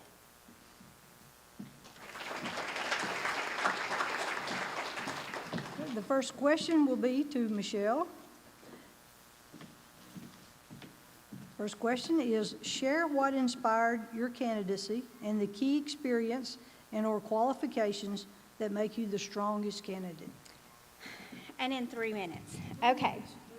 So what inspired me most to run is very simple. I love what I do, and I care about what I do. I love my job. I've been there. I've worked for the county for 37 years. Like I said, 30 years has been, I'm going to break it down for you. So 30 years was in the revenue department. It started 7 years in probate. So that just gave me the ability to learn about deeds, the recording, because when you buy a piece of property, you record the deed, it goes to mapping, then appraisal, then assessing, and then collections. So that 7 years gave me experience to move into the revenue department. And so Matt Yergin hired me when gave me my first job in the probate office, and then Glenn McGriff hired me when I moved into the assessing and appraisal department. So I have worked there for, like I said, for 30 years, and that's what I'm running on my experience working in that office. So I have taken many classes. I have taken every certification class that's out there. I have been to classes, I've been to conferences. I have continued my education within my job to learn policies, procedures, and laws, and to stay up on anything that might change. So as important as my education is, I think the hands-on experience is what gives me the upper hand in this, and I'm not up here to cut anybody down because I think these two guys would do a great job as well, but I'm just running on the 37 years that I've put in, the sweat, the tears. Like I said, I love my job, I love what I do, and I think if you love your job, then you give it 100%, and I give my job 110%. So that's just what I love doing, and getting out and meeting the taxpayers that I've got out and met. I've come to find out that they want transparency. They just want equal taxes. They want you to be fair. If you just sit down and have a conversation with them and ask them what they want and what they want to see in the office. So I think that's just some things that I know that me talking to taxpayers want to see, and that's what I want to bring to the office. I'm not running for the title. I'm running to continue the work that I have put 37 years in and into my career, and something I love doing, and that's why I'm asking for your vote on May 19th. Thank you. Mr. Carter, if you could answer this question, please. Share what inspired your candidacy and the key experience and or qualifications that make you the strongest candidate. What inspired me to run is simple. I love the place. I've spent my life here learning and serving the people, and I've spent my career preparing for the position. Along the way, I've learned from property tax leaders here in Chilton County and across the state of Alabama. I've also worked to promote our home, bringing others here to see what we have to offer. We've hosted a statewide assessing association meeting here for the last 3 years. The third one will be this Thursday in Clanton. Through my volunteering, along with my life and work experiences, I know what we have here, and it's special. I have hands-on experience in every area of the Revenue Commissioner's office. I earned my Alabama Certified Appraiser designation within the first 5 years, and I've continued my education through advanced training with Auburn University. My experiences have prepared me to handle growth and new challenges while keeping things fair for everybody. My leadership journey began as a teenager when I was elected president of our youth group council at Clanton First United Methodist. Since then, I've completed various leadership trainings and served in different leadership roles. And along the way, I've learned that leadership isn't about being perfect. It's about learning from your mistakes and growing from them. I learned what service looks like by watching my parents. And they showed me that being part of a community means more than living in it. It means showing up, helping out, and treating people right. From working the concession stand in my early years to currently helping book music for community events, finding auction items, fundraising, and serving on boards, I still follow Mom and Dad's example. Service isn't about titles, it's about responsibility, consistency, and caring enough to do the job well. As I've grown in my career and community involvement, I've tried to carry forward the example they set. Work hard, stay humble, and leave things better than you found them. That foundation is what continues to guide how I serve today. This office impacts every property owner, family, farmers, small businesses, industry, and retirees living on fixed incomes. Our property taxes help fund education, county government, roads and transportation, and fire and emergency services. Through my volunteer work across the county, I've seen firsthand how those services affect daily lives. That perspective matters. When assessments aren't explained clearly or the process feels overwhelming, it creates frustration. Leadership in this role requires both technical knowledge and an understanding of the people we serve. I'm not running for politics. I'm running for the job, and I'm running for this job, and that will benefit from my preparation, accountability, and steady leadership. There's not a one-solution-fix-all answer to every problem, but communication is fair, but when communication is fair and equal treatment across and strong customer service will always move us towards an understanding. I'm Brad Carter, and I would be honored to earn your vote for Revenue Commissioner. Thank you.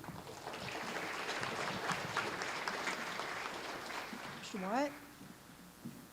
Mr. White, your question is share what inspired your candidacy and the key experience and or qualifications that make you the strongest candidate. My decision to run for this commission came for a true desire to serve. I love this county. I believe in the communities.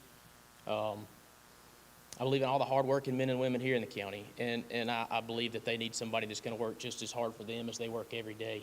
I believe that you need leadership that's going to stand up for certain values such as trustworthiness and accountability and availability. As a young man seeking this office, I know that some may see that as a concern, but I don't. I see it as an asset. I bring a new energy. I bring determination. Most importantly, those strong values that I stand for, and I'm sure each and every one of you stand for.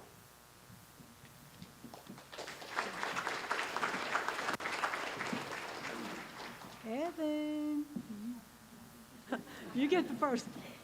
The next question is, what will be your first priority or priorities if you're elected to this position? Okay.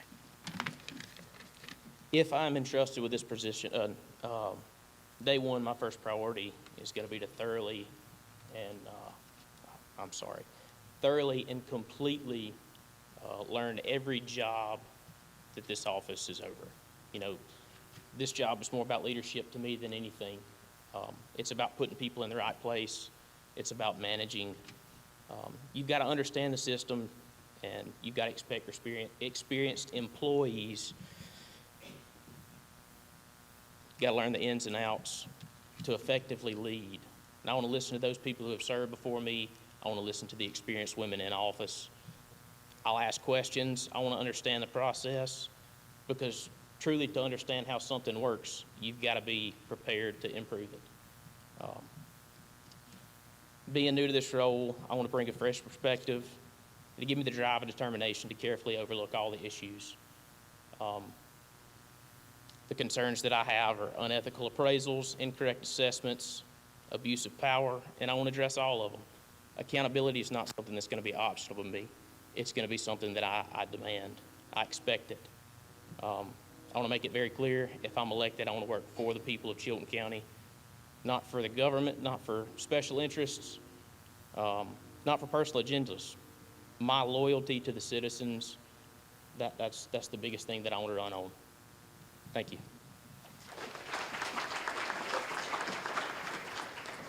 Mr. Carter, what will be your first priority or priorities if you're elected to this position? If I'm elected as your next Revenue Commissioner, my first priorities are simple. Be accessible, run an efficient office, promote education, and look at options for the use of county property data, and most importantly, be fair and treat people with respect. First, accessibility. If the courthouse is open, the revenue office should be open.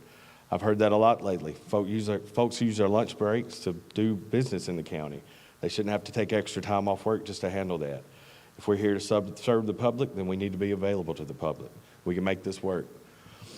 I was the first candidate in the race to put my personal cell phone number out publicly. That mattered to me. If you need me, call me or text me. And if I'm tied up when you reach out, I'll make time to get back to you. That's accountability. I want to explore options for satellite offices in different parts of the county. As Chilton County continues to grow, we need to think ahead. The kiosks that have been budgeted by the current Revenue Commission office can serve a purpose. They may work well for simple tag transactions, but there are times and different services when people need more than a screen. They need someone trained who can answer questions and walk them through an issue. I want to look at every option that improves services and make things easier for our citizens. Second, efficiency. I've been fortunate to gain experience in every part of the Revenue Commissioner's office, so I understand how it all fits together. From property tax to tags, mapping, and exemptions, I've handled each of those. I am currently working in a larger county with residential, commercial, major industry, farming, and timber properties. That experience helps. Growth is coming to Chilton County, and we need to be ready for it. My goal is simple: make things run smoothly, reduce wait times, and stay ahead instead of playing catch-up. Third, promoting education and strengthening how we operate. I believe in promoting education across all positions in the Revenue Department, encouraging training and involvement in professional associations. As employees grow and serve the it helps employees grow and serve the public better. I also want to utilize county property data in ways that improve accuracy, transparency, and efficiency. When we use the tools available to us wisely, it benefits the entire county. And most importantly, fairness. This office must be fair and equitable across the board. Everyone, employees and taxpayers alike, will be treated the same. That's not extra, that's expected, and that's the standard I believe in. At the end of the day, this office isn't about politics, it's about service. Being accessible, being prepared, being fair, and treating people the way they ought to be treated. I'm Brad Carter. I love this county. I'm dedicated my career to this work, and I'm ready and prepared to serve in this role. Thank you. Ms. Headley, what will be your first priority or priorities if you're elected to this position? So I have several priorities. Like I said, I've worked for Chilton County for 37 consecutive years. I've been there, I've put the time in.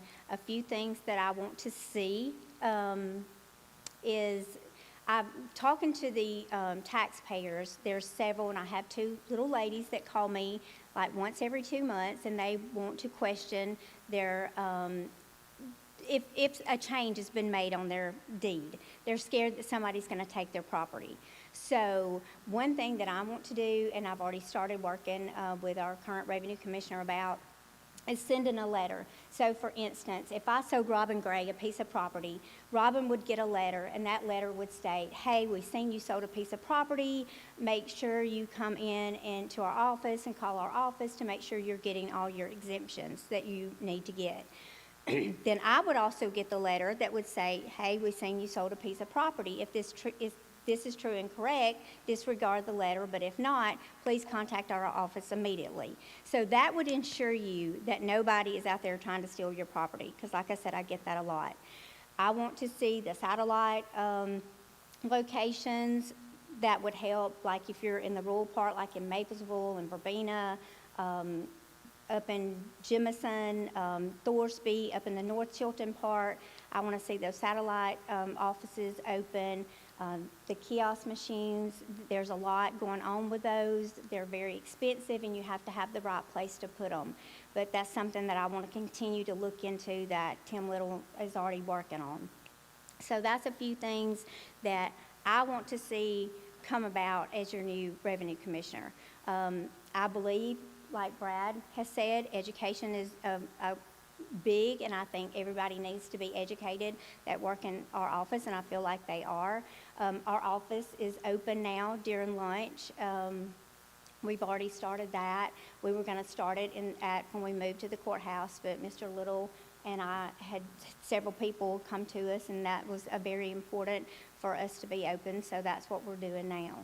So I think it's very important to be transparent, to be loyal, to be accountable, to be there. I'll be there in the office.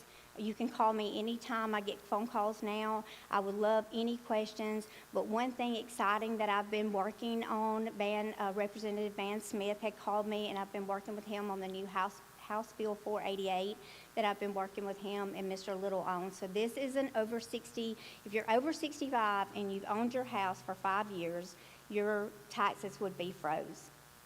So there's still some works and some progress that they want to do with this bill, but I am working with Van Smith on this, so I'm excited about that. So again, I'm running for Revenue Commissioner May 19th. Thank you. Michelle Headley.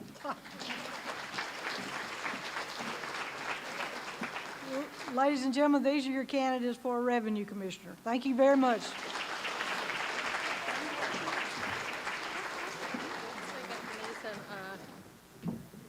Whoever has our tickets for our door prizes, if y'all will go ahead and bring those up, if our officers will help us with that.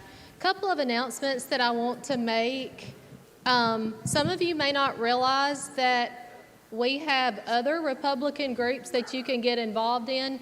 I know we've got Rihanna Strzok here tonight and Evan White. They are a part of the Chilton and Atauga Young Republicans. They're a brand new group, and they meet, Evan, this Thursday night in 5:30 in Thorsby, and a couple of our candidates will be speaking there. We're just getting started. We are going to collaborate with that group on April 16th. Back here, we will have all of the state candidates for Ag Commissioner. It'll run kind of like tonight, a meet and greet. We would love to have you back. If you don't know those candidates, that's Christina McInnes, Corey Hill, and Senator Jack Williams. And so they'll all three be here that night. We may have some other state candidates here as well, but we're just working with Logan Strock on that. He is the president of the Chiltagah group. Our next meeting, we meet the first Monday of the month. You can follow us on Facebook. We swap up where we meet sometimes across the county to try to get more people involved. We would love to have you join the group. You can pay us tonight. I'll take your money tonight. It's $40 for full members and 25 men. Yes, you can join. We make more money off men, so we like for men to join. Okay, that was my shameless plug for that. Big thank you. He's not paying attention to me in the back because he knows I'm going to call him up to speak. Mayor Varden, thank you. I don't know if y'all realize he's only been in office for 3 months now, and doing a great job. I came up and attended his business breakfast a couple of months ago, and he's got lots of things on his plate and lots of plans, and so I'm really excited for Jemison and our city council as well. So thank y'all for letting us, Shannon Welch, I don't know what I would do without Shannon, letting us use this beautiful facility anytime I want, right, Shannon? So far he's been good. Piper Peach, Aaron Ellison, thank y'all so much for covering this tonight. I know a lot of people at home appreciate that couldn't be here. All right, what have I forgotten? Any other business that we need? We have a couple of state candidates I want to recognize tonight. We did not have time to allow them to speak, but thank you, Case Dixon, for Congress that has joined us tonight. And he has spoken in our meeting before. And Dr. Nicole Wadsworth, thank you, running for Lieutenant Governor. Appreciate you coming tonight also. Make sure you meet these candidates because some of them come from a ways off to be with us tonight. The biggest thing, if you did not get your answers tonight, go to these tables and see these candidates because I promise they want to meet you and they want to talk to you. That's why they're here tonight. And if you need to see me about anything, I will be around as well. Thank you, Judge Hardesty, the rock star of the night. He's our rock star. All right, so now we've got some door prizes. Jennifer, you want to draw? Our first door prize is donated by Evan Watt for Revenue Commissioner. I'm really hoping it's that predator hunt. I have been trying to get... There you have it, folks. You have heard from the candidates for the 3 offices that are represented tonight. The Office of Superintendent of Education, Chilton County Revenue Commissioner, and Circuit Judge Place 5 in the 19th Judicial Circuit. Just a few things wrapping up here in the room this evening as they are currently handing out door prizes. If you will just hang with us for just a moment, Baden, I think we've got some members from the Chiltagah Young Republicans that are going to join us here in just a moment to kind of tell us what they've got going on and extend an invitation to you to join them. That is a new group for young Republicans aged 40 and under to get involved in the process here. But again, tonight, a good crowd has showed out here tonight to hear these candidates and each of their responses to the questions that were issued to them this afternoon. A lot of things, if we just break down by office there, the superintendent, incumbent Corey Clements, challenger Jamie Galt there, that incumbent Clements presented a lot of statistical facts. Challenger Galt pointed out some areas for improvement. On the Office of Circuit Judge, the 5th place, again, all candidates made it a point to mention that is a new position. There is currently nobody in that position, so whoever is elected will be the first time holding that particular position. There was a moment there where there was a couple of barbs that were kind of launched there, each trying to cement their place and what more qualified them to hold that particular position there. But some good responses overall of the qualifications of candidates there. Revenue Commissioner. Revenue Commissioner seemed to be the office that kind of took the evening that most people would come out to hear from this evening. And again, as I said earlier, 3 well-qualified candidates are running for that office. Michelle Porter Headley, Brad Carter, and Evan White. Both had really good responses to the questions that were asked to them. Like I said earlier, if I had to say, it would not surprise me at all if the primary does not go to a runoff, because you just have 3 really, really good candidates.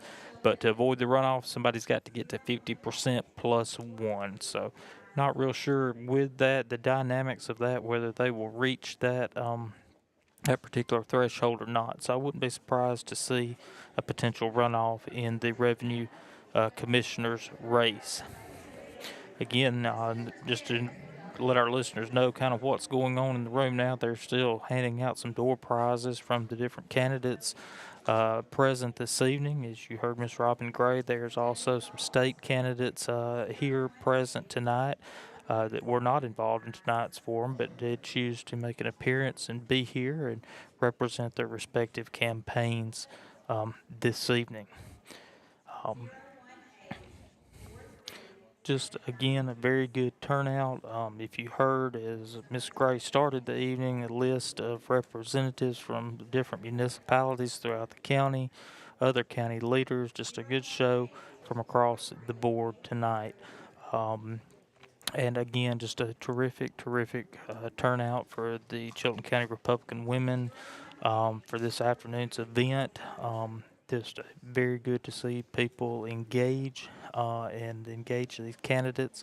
Candidates are going to be around for just a little while this afternoon afterwards. They've been asked to stay because several people have personal questions that they want to ask, and the candidates have agreed to stay around for a few moments to try to answer those particular questions from people this afternoon there. So as the room starts to kind of break around this afternoon, they are winding down the door prizes. And here in just a moment, we're going to take just a quick break, and then we're going to come back. And like I said, we're supposed to have some representatives from the Chiltauga Young Republicans joining us live here on Piper Peach. Stay with us.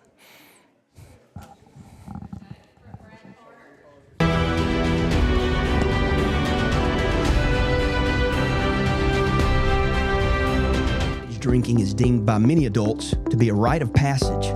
Parents who host parties for youth may think they are being protective, but they are actually putting their youth at risk of physical and social consequences.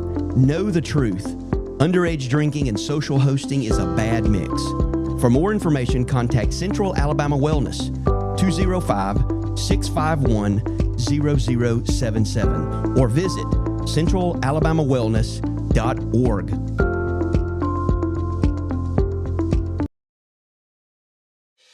Chilton Mobile Home Parts and Supply is your go-to destination for top quality mobile home parts and supplies in Clanton, Alabama. Conveniently located at 14023 County Road 29, just 3 miles east of Thorsby. We offer a diverse inventory, including underpinning, doors, windows, faucets, tubs, setup supplies, and more. Our commitment to quality ensures you'll find the best solutions for your mobile home needs. Upgrade your space with stylish doors and windows. Enhance functionality with top-notch faucets and tubs. All conveniently available in one place. Visit us today or call 205-646-1949. Transform your mobile home with Chilton, where quality meets convenience. Need reliable towing or diesel repair? MEMS Wrecker and Heavy Duty Diesel Repair has you covered. We specialize in light and heavy duty towing and recovery with the latest equipment for any job, from campers and tractor trailers to winch box recoveries, and the only local based rotator in the county. We do it all. Our diesel repair services include computer diagnostics, engine rebuilds, transmission and clutch work, and general maintenance. Trust MEMS Wrecker and Heavy Duty Diesel Repair for top-notch service. Call us at 205-217-1984. Some family traditions begin with an ending. Lasting family legacies are established at Martin Funeral Home, where for over 100 years, we have served the families in our community. Bobby, Donnie, Norma, and our family at Martin Funeral Home would like to express our sincere gratitude for allowing us to serve your family. Every life story deserves the perfect setting. We are here to make that happen for you and your loved one. We offer traditional funeral home services, and we are now excited to be the home of the first crematory in Clanton, Alabama. Our goal is to serve our families no matter what their needs are. Martin Funeral Home, serving Chilton County since 1921. Please give us a call at 205-755-3550. The plans you have for your property need the right equipment. Kubota has reliable tractors, utility vehicles, and mowers to help you make the most of your land, along with strong dealer support. Stop by today to explore our lineup. Right now, bring home select Kubota BX Series with 0% financing available or save up to $1,500. Now through February 28th, see us or go to KubotaUSA.com for full disclaimer. Get by Clanton Tractor today or visit ClantonTractor.com. Are you tired of big box stores where you're just another number? You deserve better. Furniture that's built to last from people who treat you like family. At Farmers Home Furniture in Clanton, we do things differently. As an employee-owned company, we take pride in personal service. We'll listen to what you need and help you find the perfect piece for your home from trusted, top-notch name brand. Whether it's a cozy sofa for movie nights, a dining set built for real life, or a recliner that melts the stress away, we've got you covered. Don't settle for less. Experience the difference at Farmers Home Furniture in Clanton, where you're not just a customer, you're family.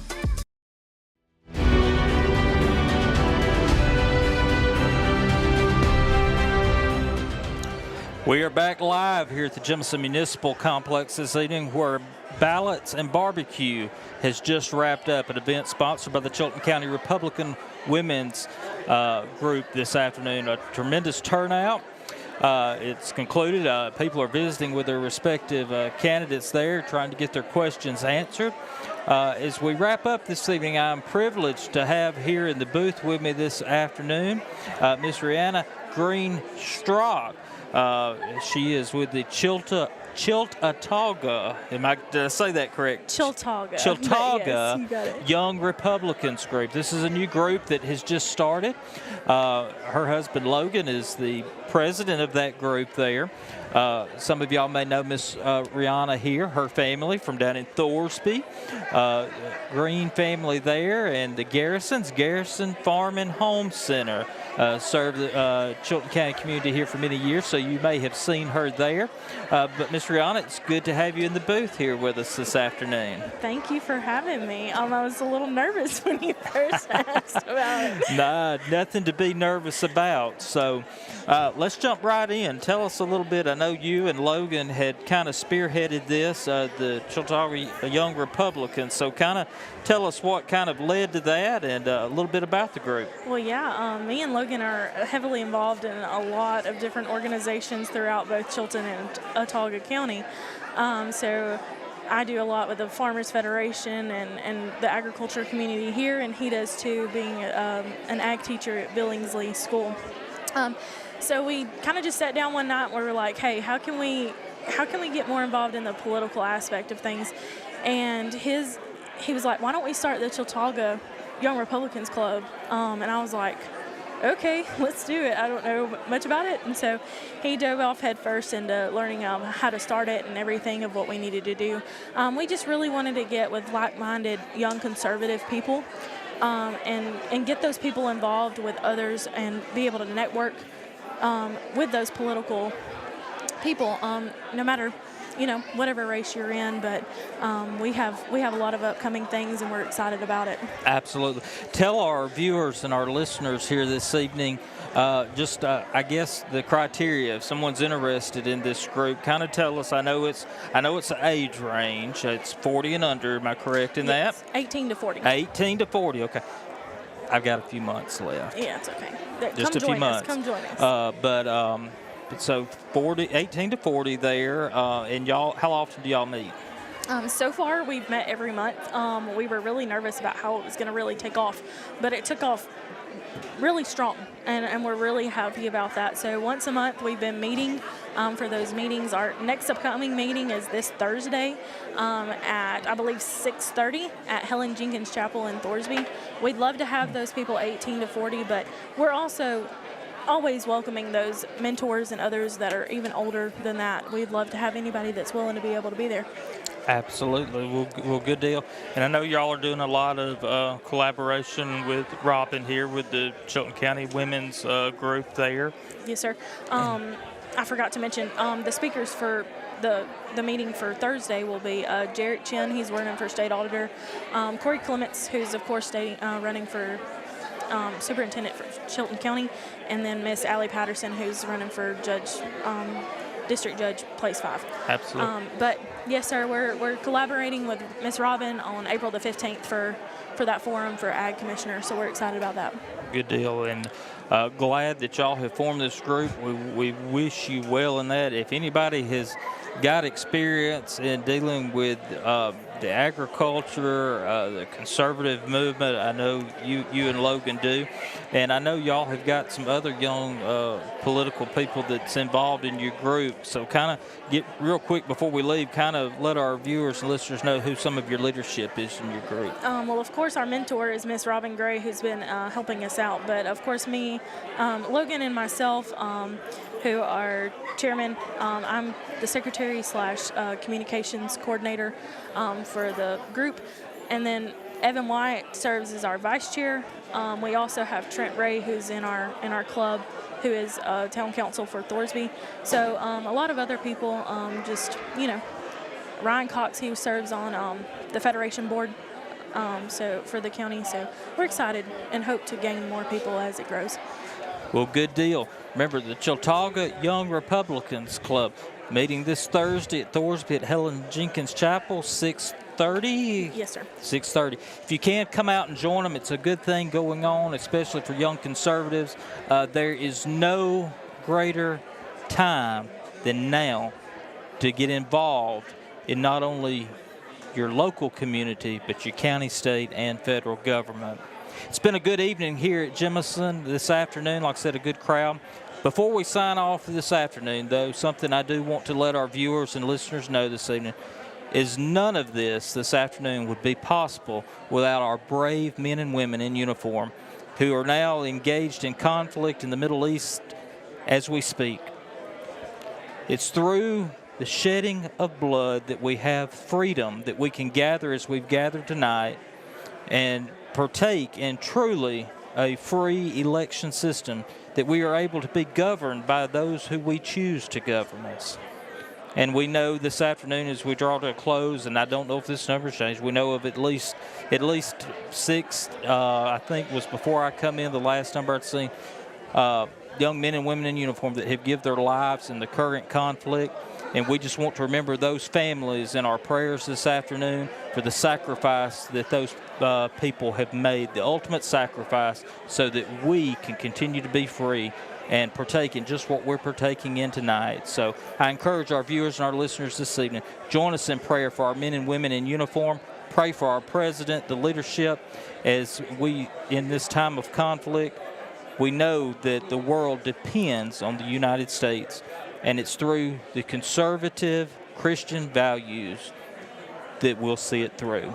So on behalf of Baden Little, the Little family, and Piper Peach Radio, it's been an honor and a privilege to be with you this afternoon. And may God bless each and every one of you in Chilton County, Alabama. Thank you for joining Piper Peach Radio.